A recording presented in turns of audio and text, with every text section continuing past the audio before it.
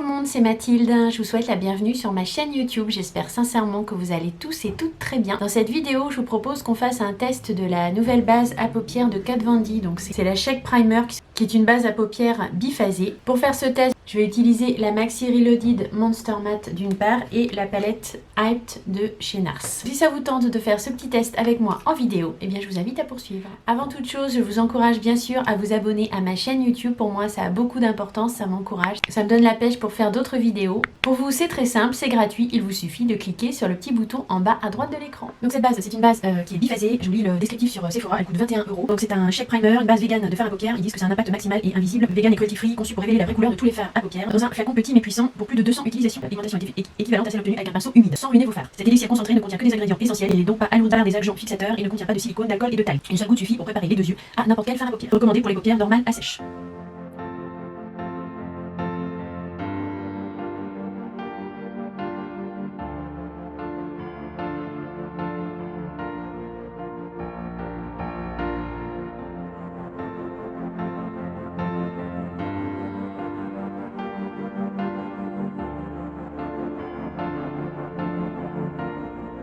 Maintenant, on va donc tester cette base biphasée de chez Kat Von D. Donc c'est une base qui se compose d'une partie aqueuse blanche et l'autre noire en fait. Et il faut bien la mélanger. Ensuite, je vais en déposer une petite goutte sur ma main.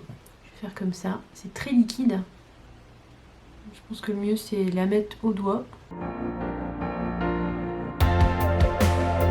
On attend un petit peu que ça sèche. Je vais commencer par appliquer donc avec cette palette donc qui est la Maxi Reloaded de Makeup Revolution, la Maxi Reloaded Monster Matte. Je vais appliquer ce fard ici prune dans mon coin externe.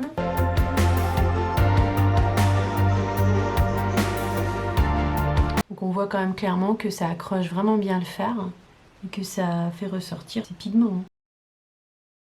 Je suis assez bluffée par cette base. Je viens ensuite dégrader un petit peu et faire un creux de paupière avec ce lilas ici. Et je pense que la base, il ne faut pas l'appliquer sur toute la paupière, il faut l'appliquer je pense que sur la paupière mobile, parce que comme elle est très agrippante, si vous en mettez partout, vous allez peut-être avoir du mal à travailler en fait les fards en creux de paupière. Donc là moi dans cette partie-là, a priori j'ai pas de base.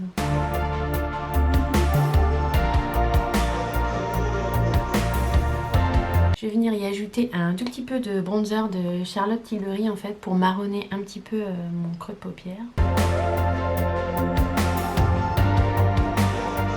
Et en coin interne, on va tenter donc une couleur très claire. Donc je vais prendre carrément le blanc mat ici de la palette avec un petit pinceau un petit peu fluffy. Celui-là c'était le double embout qu'on trouve dans les palettes de chez Anastasia.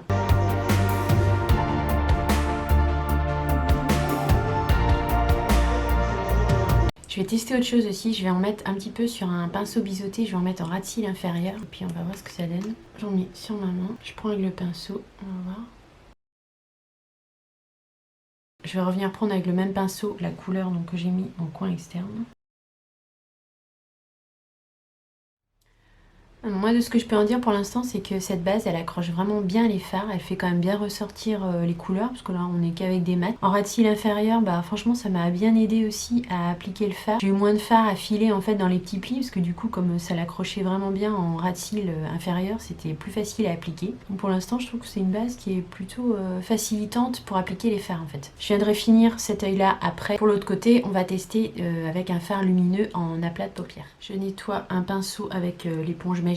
Bon, celle-là elle vient de chez Sephora mais vous pouvez en trouver sur Amazon. Ça c'est vraiment l'éponge magique. Entre deux nettoyages, ça nettoie pas votre pinceau, vous aurez toujours les pigments, mais ils vont pas se redéposer sur votre paupière en fait. Vous les verrez toujours un petit peu tachés, mais quand vous allez retremper votre paupière dans un autre fard, ça va être nickel. Pour faire l'autre côté, je vais prendre la palette NARS, la Hype pour faire un aplat lumineux. Je vais prendre cette couleur.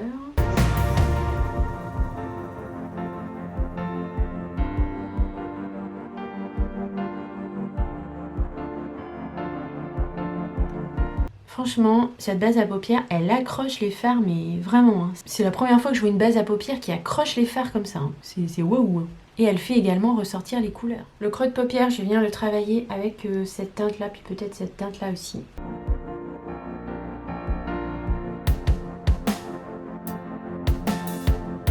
En ratil inférieur, je vais retester toujours avec la base. Mais vous voyez, sur le premier pinceau en fait que j'ai utilisé pour ce côté-là, j'ai mis de la base, du coup il y a de la base sur le pinceau. Les pigments du fard à paupières blanc en fait, bah ils partent pas quoi, je pourrais pas les enlever comme ça alors. Si j'avais pas eu de fard à paupières dessus, il serait parti tout seul. Et je vais remettre de la base en ratil inférieur. J'en ai mis une petite goutte sur ma main. Par-dessus, je vais appliquer donc cette teinte-là. Également un petit peu de cette teinte-là, coin externe. Je vais refaire une transition ici au doigt avec un Dazzle Stick, donc ça va être avec le Flash Storm pour unifier un petit peu, pour faire un peu la transition. Voilà, c'était juste pour casser la barre que j'avais entre les deux fards, c'était pas beau. On va faire un trait de liner et on va finir avec le mascara Sky High de Maybelline, parce que le mascara c'est la vie. Sur les lèvres, je vais mettre les Lip Shine ou les cloches, je sais plus, de chez Fenty. Je crois que, donc là, c'est la teinte Glazed, apparemment.